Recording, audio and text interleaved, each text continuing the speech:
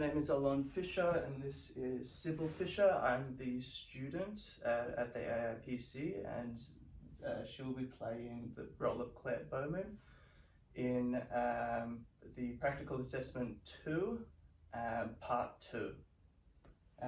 Ms. Fisher, do you give me permission to use you in this video for educational purposes? Yes, I do. Alright, great. Come on just this way, Claire, and come and take a seat. Thank you. No worries. How's your day going? Find us alright? Yeah, not too bad, thank you. Excellent, great. Good. At least the weather's cooled down a little. Yes, it's been very hot lately. Yeah, much more pleasurable. Yes. Right, excellent.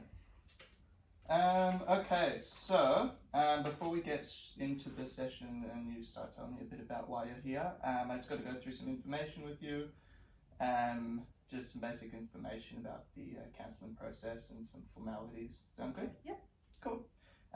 So here in this organisation, we believe that the clients have the design capacity to grow and fulfil their own true potential, right? And that you are an expert in your own life, right? So therefore, I'm not going to give you advice, but rather, or offer you solutions. Rather, we're going to explore those together.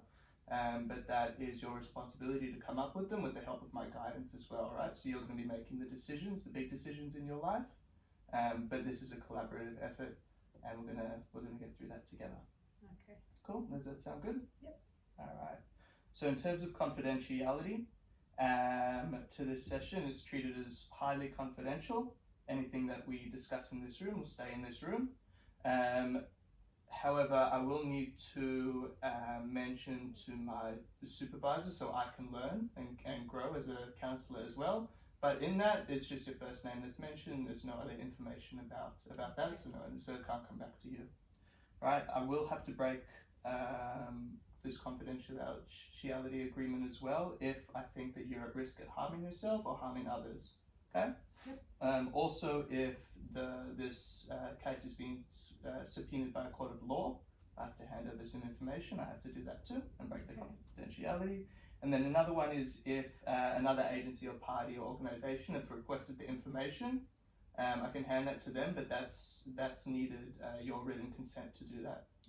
Okay, does that make sense? Yep. So the sessions, you're contracted for six sessions, which will run once a week, usually at the same time. If you need to reschedule for any reason, you can just contact us and we can do that. And the duration of the session is about an hour, run for an hour. Okay. Right, each session costs $120. Payment will be taken at the beginning of each session, and we take cash, FPass, credit card, or check. Late cancellation fees are payable as follows: 0 to 24-hour notice is a full session. You have to pay for the full session. If you cancel 24 to 48 hours before, it's 50% of the session. Okay. Does that make sense? Yep. Cool. Would you mind if I take notes during the session as well, just some key points to write down? That's fine. All right, excellent. So these notes that I take as well, I'm just going to hold on to them for about 7 years from when you leave here, just in case anything happens. We can look back at the notes and see how you've progressed. Okay. Email or telephone contact, we're just going to be limited to that as well. So you can contact us, we'll contact you via those two. If, however, you're in an emergency situation or a life-threatening situation, please call 000 as well. Ending of the counselling session as well. So this will be at the end of this 6 sessions, unless you want to continue further as well. And then you're given, you just need to let me know 48 hours before a session if you want to cancel that too. Okay. If I also think that you need further counselling by someone who specialises in a certain field, for example, I might refer you on to that other person if I don't think I'm qualified for this. Okay. Okay. I'm just going to need your signature at the bottom of the page there and just a date. And do you have any questions about this, or is that clear? No, it's all clear. Okay, excellent. Terrific, thank you.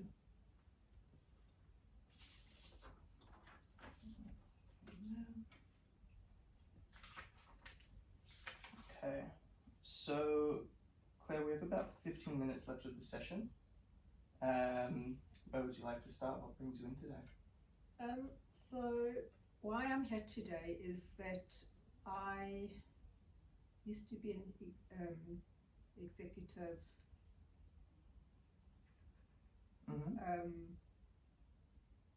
partner, assistant. Sorry. Okay, yeah, I'll that's call okay. it an executive assistant. And I had my son was born 4 years ago. And is that Ethan? right? And I've been a stay-at-home mum all the time. Okay. My job, my boss has said I can come back to work, and he's happy to give me a part-time job or flexible hours. But I feel very guilty leaving my son because he's only 4. He is due to be enrolled in kindergarten 3 times a week if I want that. But I'm just not sure if I should put him into kinder or if I should just keep staying home or if I should take up this job.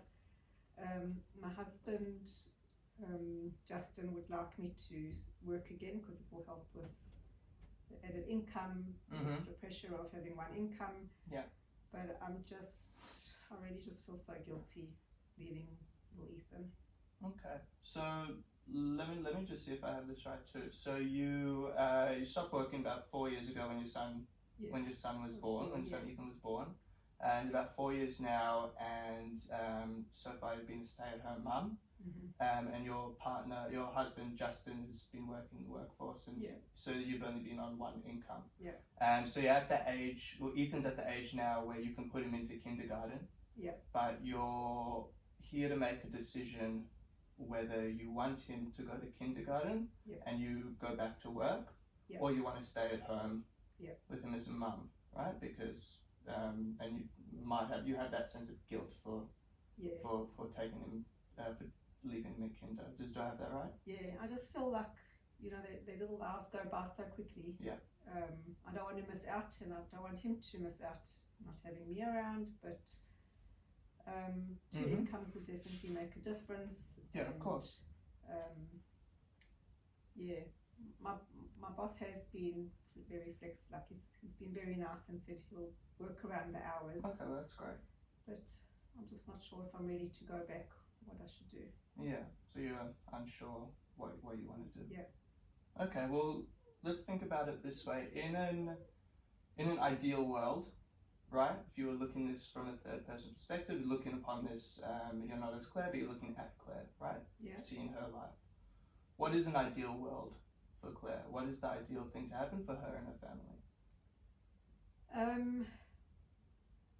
The ideal world would just be to stay at home and be with Ethan. But look, reality is that we do need the extra income. So if I won the lottery, then I wouldn't be going back to work. Right. So so if you had the choice, you'd prefer not to work? I prefer not to, but yes. Do you enjoy work? I do enjoy it, and I have a lovely boss. But I love being a mother. And soon he'll be off at school, and then I won't spend time with him. Right. Well, how many days a week would it be at kindergarten for? Well, for 3 days a week. Okay. Yeah. Okay, so you'd still need some sort of balance. Yes. In that too. All right, great. Well, so let's look at the advantages and disadvantages of some options. So let's explore some options before we do that. What are the different things that you see that could happen with Ethan? Be that go to work, stay at home. Let's brainstorm. Could be as creative as you want. What are some different options that you could bring to the table? Well, I could stay home and just not work. Yeah. Or I could send him to kinder, and I know it is 3 times a week, and I've got the weekend and the other 2 days with him. The option is maybe I don't have to send him to after hours when he does go to kinder, like the longer day, and just pick him up at the regular time. Yeah. Not having him to go to aftercare. Okay.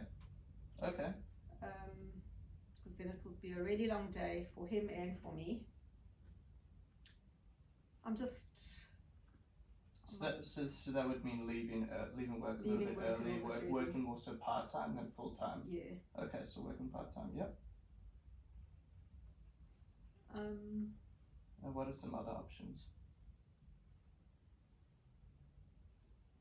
I'm not sure. The other options maybe get my parents to pick him up early so he's not by himself. Yeah, so get some family or Some friends. family friends to pick him up, but then once again, it's the guilt. Okay. I don't want to leave him there till 6 o'clock in the evening until they close. Yeah. That's very reasonable. Okay, so those are three really viable options, right, of things that we could do. Let's explore the positives and negatives, the advantages and disadvantages of all three of those, okay? Yeah. So first one, you had staying at home, right? Staying at home with Ethan for the whole week. What are some advantages for that? Just spending time with my little boy. Seeing him grow, seeing him do things every day. He does something different. I don't want to miss out on all the little steps that he does. Yeah. So I've loved having, I've been very blessed to be able to see up to now everything that he does. Yeah. I don't want to miss out. I'm sure. Yeah. I could see you don't want to miss out. It is a blessing. Yeah. It is a very nice thing to see and see them grow up, and they do go very fast. They do. But I know if I go to work, I could give him more because I'll have a little bit more income. So. Yeah. All right. Well, let's get there. So what are some of the disadvantages of staying at home? No income. Yeah. So you said that only one income. That limited income. Limited income, because or just one income from my husband. Okay. And what do you think the negative income, the negative disadvantages would be for Ethan, for example? Staying at home as opposed to going to kindergarten. Well, staying at home, selfishly, I'm going to say he'll be with his mother. Oh, yeah. Going to kindergarten, I know he'll socialise and make friends and learn from other kids. Right. So do you think that having that social life at 4 years old is an advantage or a disadvantage for Ethan? I think it would be an advantage. I think I'll eventually have to let go. But is 4 too young to let go? And what do you think? Do you think 4 is too young to let go, or do you think that that they need to be socializing and growing in part of a bigger collective at 4 years old with other 4-year-olds too? What do you think? Maybe it is better to let him go to school. I just feel so guilty. Right. I think he will have fun at kinder with other kids. And what do you feel guilty for? What do you feel guilty about? Just leaving him. He's so little. But I know he'll be in good hands. But no hands are better than his mother's hands. For sure, of course. Have you gone around to different schools and sort of gotten a feel, a sense of trust for where they are? We have, and there's a nice kinder around the corner from us, which we're happy to send him to. Okay. Our parents live close by, so they're happy to pick him up. It's just me feeling guilty. For sure. I mean, there is that sense of guilt, and I understand that sense of guilt and where you're coming from there. On the one hand, you feel guilty for not letting him for letting him go, and you're not there. Yeah. But on the other hand, you mentioned that you think it's probably an advantage. It's a good thing that he goes and socializes. Yeah. Right. So on the one hand, you feel selfish, but on the other hand, it's a good. You're saying that it's a good thing that he actually goes and socializes with other kids. Yeah. My husband wants me to go back to work. Yeah. It's just me. Yeah. I want him to just take that next step. For sure, but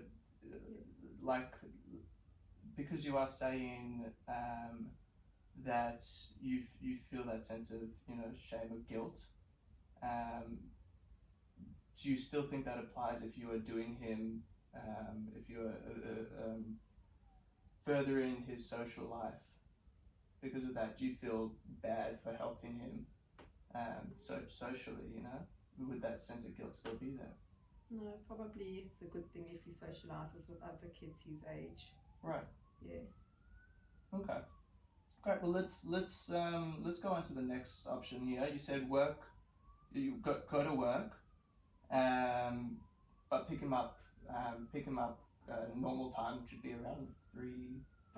Yeah, 3:30. So you'd be finishing work a little bit earlier. Have you spoken to your boss about? Is he okay with doing that? Yeah, he's been great, and he said he's happy to work around Ethan's hours. Okay. Amazing. Yeah. Great. So the fact that your boss is flexible. Yeah, he's very flexible. All right, that's definitely an advantage. And what are some disadvantages of going to work and then having to pick Ethan up earlier? Well, I've still got to go and do the shopping and the cooking and the cleaning and everything else that goes with it. So that will sneak into Ethan's time when I do have him right at home. And Justin, does he do much housework? He works a full day, a full week, so he's pretty tired when he gets home. But I suppose he would help me if I needed the help. We would just eat a bit later and do things a little bit differently. Yeah. Okay. And then what about getting family and friends to help pick him up? I could get my mother to pick him up, or my father, and then I could quickly zip past the supermarket, pick up dinner. Yeah, so just having that extra pair of hands to help. Yeah, definitely help. But the disadvantage would be not picking up Ethan at school. Yeah, less time with Ethan. Yeah.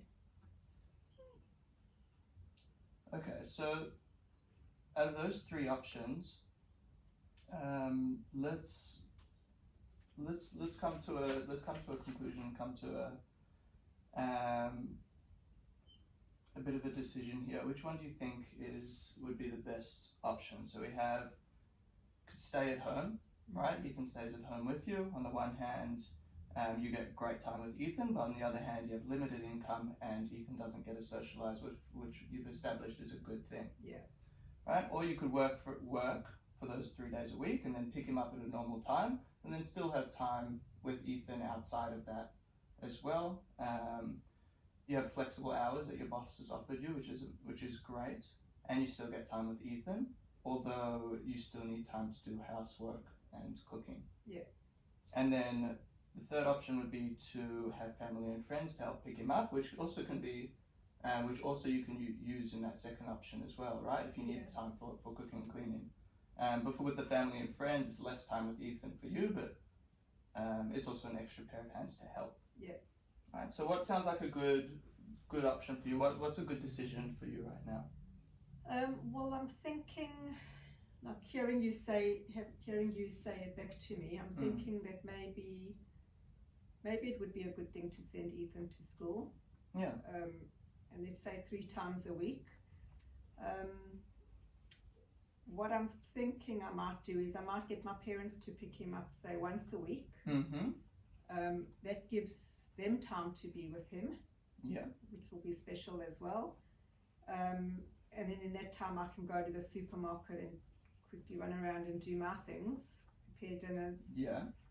And then the next two afternoons that I have to pick him up, I'll pick him up and spend time with him. And I'll just work the hours that he's at school. Yeah. Okay, great. Yep. Yeah. Do you Okay, think that awesome. would work? Do you think that would work? Probably. Yes. Yeah, I think so. I think that's a great decision that you've made. You still get that balance of being with Ethan, and then he's still able to go to school and socialise and be with his peers, and then you have that extra hand from your parents, and I'm sure that they would love the opportunity to spend more time with them too. Yeah. Right? And I'll save a little bit of money and buy something for Ethan. Could be something extra we could do as well. Yeah, and as you said, you have that extra income too. Yeah. Alright, so we're coming to the end of the session now. We just have a few minutes left. So just to summarize, just to summarize everything and just to make sure that you're clear in what you're going to go do now. Yeah. Right, so we've discussed the different options for staying at home and working part-time too. But you've told me that what you would like to do is send Ethan to school 3 times a week, right? And then get your parents to help pick him up or friends to help pick him up once a week. Yeah. And that during that time, it will give you time to cook, do the housework, and organize anything that you need to in your life. Yeah. And then the other 2 days, you'll pick him up from work, and because from school, sorry, and you'll have that flexibility with your boss too. Yeah. Right. So what are you going to do? What are you going to do this week that'll get you into that position? What are the next steps that you have to take? Well, the first thing I need to is enroll Ethan properly into the 3 days, and before that, actually, I need to speak to my boss just to make sure that he's definitely on the same page as me as far as flexibility and exact hours I'll be working. Great. Yeah, I'll give him a call in the morning. Okay, excellent. Great. That's really good. And then in the next session, is there something that you would like to prioritize speaking about, or something that you would like to see? Maybe just working on this guilt of mine. Yeah. Okay. I need to work through this guilt. Okay. I'm feeling. Identify where it's coming from and why you're feeling. Yeah. Okay.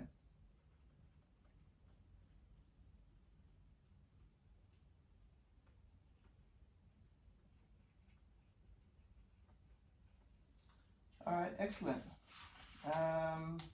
Let's see. So, last thing is that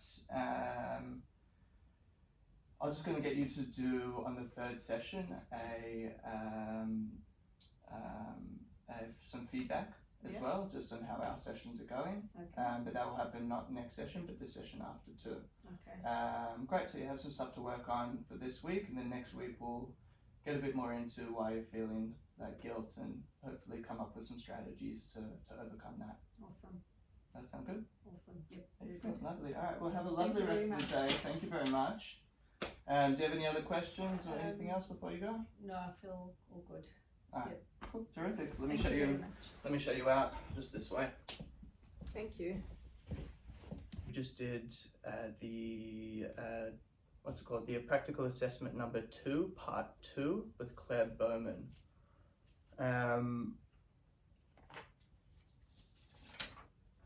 So part 2, role play 2, question number 1. What have you written in each section of your counselling notes? So in my counselling notes, I had Claire Bowman's name, and that this was the first out of 6 sessions, and then today's date. Under goals, I wrote to go back to work part-time and enroll Ethan into kindergarten 3 times a week. Topics discussed and the outcome is that she is a stay-at-home mother to 4-year-old son, and she has been offered to come back to work as well by her boss, by her prior boss. We discussed 3 possible solutions. 1, that she could stay at home. Advantages would be she spends more time with Ethan, but disadvantages is that she has limited income and that Ethan can't socialize. Number 2 would be that she can work part-time and then pick him up at a normal time from school. That disadvantages would be less time to do housework and cooking. Advantages is that her boss is flexible, and that Ethan will be able to go to school and she'll be able to socialize and get more income as well. Number 3 as well is that her family and friends will help do pickups from school, and that this is good because she's able to do some housework, and she'll have a little bit more time to organize herself, but she has less time with Ethan after school. Some strategies that we came up with was that some interventions was that she's going to send Ethan to school 3 times a week and get her parents to pick Ethan up once a week, and then those other 2 days she'll pick her up and work just those 3 days. so that she needs to enroll Ethan in school and speak to her boss before we see each other next week. And then for future sessions that she wants to work on the guilt of leaving Ethan, her son. What will I write in each section of the counselling plan? So for the counselling plan, we'd have Claire's details. So Claire Bowman, she's a 33-year-old woman. Involvement with other agencies or referrals, none applicable. Special needs information, no information needed. Safety reporting issues, none noted. The client's own identified priorities was to go back to work and enroll Ethan into kindergarten. Observed client requirements. She felt guilty for leaving her son while going to work, and that her husband also wants her to go back to the workforce too. Some goals would be to create a balanced work-life schedule, where she can work part-time and spend some time with her son Ethan as well. And monitoring, we had discussed that there's going to be a review on the 3rd session. Question number 3, reflect and evaluate your use of counselling communication skills. What went well? I think that as opposed to last of these practicals I did, I felt a lot more comfortable in talking and guiding the session as well. And I felt more involved in her decision making, where she was still making all the decisions, but I was just a bit more. I used like challenging and stuff a lot better this time as well. And I wasn't thinking about the attendant behaviours as well. I was a bit more engaged, which was good too. What didn't work well? I think at times I was writing a bit too much and wasn't focusing on her, and that I lost that sense of focus at times where she was explaining some important information too.